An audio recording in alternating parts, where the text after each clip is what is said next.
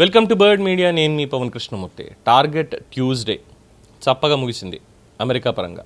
Iran పరంగా చూస్తే ప్రపంచం మొత్తం ఇరాన్కి ఒక రకంగా థ్యాంక్స్ చెప్పొచ్చు. ఎందుకంటే పాకిస్తాన్ ప్రధాని షరీఫ్ చేసినటువంటి వ్యాఖ్యలు కావచ్చు, వాళ్ళతో దౌత్యం నేర్పడం కావచ్చు, వీటి ద్వారా ఒక 2 వారాల పాటు స్ట్రైట్ ఆఫ్ హార్మూజ్ని ఓపెన్ చేస్తున్నాము, మా సైన్యంతో సమన్వయం చేసుకొని నౌకల ప్రయాణం చేయొచ్చు, నిబంధనలకి అనుగుణంగా ఫ్రీగా వెళ్ళొచ్చు అని చెప్పింది. ఆ నిబంధనలు అనేవి చాలా క్లియర్గా చెప్పుకుంటూ వచ్చింది.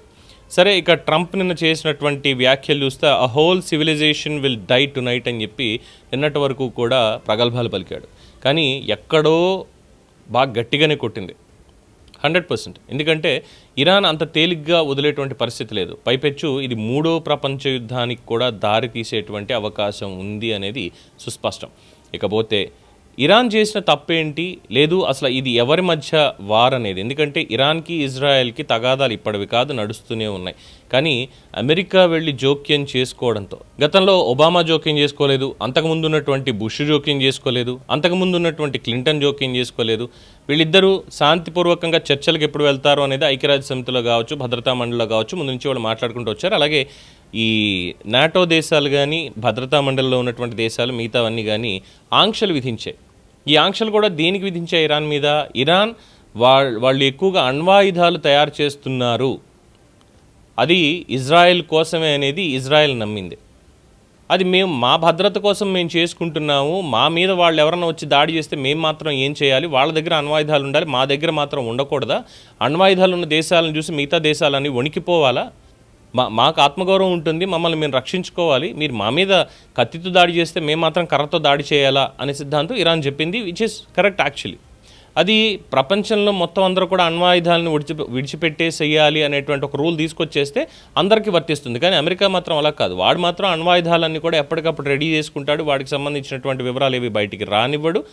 కానీ మిగతా దేశాల మీద మాత్రం ఆధిపత్యం. ఇక చూసారా, నా దగ్గర ఇన్ని అణ్వాయుధాలు ఉన్నాయి, మీరు ఏమైనా చేశారంటే మీ మీద పడేస్తా, ఇదే బెదిరింపు ధోరణి. సో ఇజ్రాయెల్తో కలిసి ఈ మొత్తాన్ని కూడా, అలాగే హర్ముజ్ని చేచిక్కించుకోవాలి, ఎట్టి పరిస్థితుల్లో కూడా మన వ్యాపారాలు ఏవి ఆగడానికి వీలు లేదు, ఈ పాయింట్ తోటే కాస్త పిచ్చి నిర్ణయాలు తీసుకొని, ఒకవేళ అది క్లియర్ చేయకపోతే మొత్తం సివిలైజేషన్ అంతా కూడా నాశనం చేసేస్తాను అనేటువంటి ఒక మూర్ఖపు సిద్ధాంతానికి తను వెళ్ళిపోయాడు. కానీ తప్పు తెలిసొచ్చింది, ఎక్కడో భయపడ్డాడు ఒక రకంగా. అంటే ఇద్దరు స్టేట్మెంట్ క్వైట్ కాంట్రాడిక్టింగ్. అమెరికా చెప్పింది, అమెరికా ఇజ్రాయెల్ అనేది ఇది మా ఇద్దరి విజయం, దెబ్బకి దిగొచ్చింది చర్చల కోసం, లేదంటే ఇరాన్ బతకదని తెలుసు కాబట్టి అని ప్రగల్భాలు వాళ్ళవి. ఇక ఇరాన్ చెప్పింది, మా మీద దాడి చేస్తే డెఫినెట్గా దాడి చేస్తాం, అందులో ఎటువంటి మొహమాటం లేదు. అమెరికా భయపడింది, ఎందుకంటే వాళ్ళ F-45 కావచ్చు, F-15 కావచ్చు మేము కూల్ చేసాం, వాళ్ళకి చాలా పెద్ద నష్టం చేసాం, మాకు ఎంత నష్టమైందో దానికంటే బాగానే నష్టం చేసాం, అందువల్ల తోక ముడిచారు వాళ్ళు, అంతకు మించి ఏం లేదని ఇరాన్ అంటోంది. సో ఏది ఏమైనప్పటికీ ప్రపంచ యుద్ధానికి లీడ్ కాకుండా మాత్రం జరిగింది. ఇప్పుడు 2 వారాల పాటు నిబంధనలన్నీ సడలించి వారి సైన్యంతో సమన్వయపరుచుకుంటూ నౌకలు అనేవి అక్కడి నుంచి వెళ్ళాలి, ఎవరి వ్యాపారం వాళ్ళు చేసుకోవాలి. ఈ 2 వారాల్లో మొత్తం ఒక 15 పాయింట్ల ఎజెండాని ప్రపోజ్ చేశారు. ఆ 15 పాయింట్ల ఎజెండాతోటి చర్చలకైతే ఓకే, లేదంటే లేదు. అందులోనూ మొదటిది ఏంటంటే ఈ హర్ముజ్ మీద దాడులు ఆపేసేయాలి, దాని గురించి మీరెవరు మాట్లాడడానికి వీలు లేదు అనేది ఒకటి. రెండోది, యుద్ధంలో ఇప్పటి వరకు ఇరాన్ నష్టపోయినటువంటి దానికి యుద్ధ పరిహారం కూడా ఖచ్చితంగా ఇచ్చి తీరాల్సిందే అనేది వాళ్ళు పెట్టిన ఇంకో కండిషన్. ఇలా చెప్పుకుంటూ వెళ్తే ఇంకా చాలా ఉన్నాయి. సో ఉగ్రవాదాన్ని పెంచి పోషిస్తోందని ఒక పాయింట్, ఇంకోటి ఇవన్నీ తీసుకుని వస్తున్నారు. అలాగే పాకిస్తాన్కి సంబంధించినటువంటి దాంట్లో అమెరికా జోక్యం బాగా ఎక్కువ అవుతుంది. సో అమెరికా ఇక్కడ ఆంక్షలన్నీ కూడా ఎత్తేసేయాలి ముందు. వాడెవడ పెట్టడానికి ఆంక్షలు మా దేశాల మీద, వాడి వ్యాపారం వాడు చేసుకోవచ్చు, మా వ్యాపారం మేము చేసుకుంటాం, అంతే తప్ప మీ ఇష్టం వచ్చినట్టు మాట్లాడుతూ మీ ఇష్టం వచ్చినట్టు ఆంక్షలు విధిస్తూ ఉంటే కుదరదు అనేది ఇరాన్ చేస్తున్నటువంటి డిమాండ్. సో ఇక్కడితో అయిపోయిందా ఇది? ఈ 10 రోజుల్లో, ఈ 12 రోజుల్లో ఏమన్నా ఈ 14 రోజుల్లో ఏమన్నా పూర్తి స్థాయిలో ఇది క్లియర్ అవుతుందా దౌత్యపరంగా అంటే, అయ్యేటువంటి అవకాశాలు ఎంత ఉన్నాయో అవ్వవు అనేటువంటి అవకాశాలు కూడా దానికి రెట్టింపే ఉన్నాయి. ఎందుకంటే జస్ట్ బికాస్ ఆఫ్ ట్రంప్. ఎక్కడైనా సరే ఇజ్రాయెల్ పొరపాటున ఒకవేళ ఓకే మేము దౌత్యపరంగా మాట్లాడడానికి రెడీ అని వాళ్ళు వస్తారేమో, కానీ దౌత్యపరంగా నేను చెప్పిన డిమాండ్లకు మీరు ఒప్పుకుంటేనే నేను మాట్లాడతా, లేదు అంటే యుద్ధం తప్పదు అనేటువంటి స్థాయిలో ట్రంప్ వెళ్ళిపోయాడు ఆల్రెడీ. సో వెనక్కి వెళ్ళడానికి లేకుండా ఉన్నటువంటి పరిస్థితి.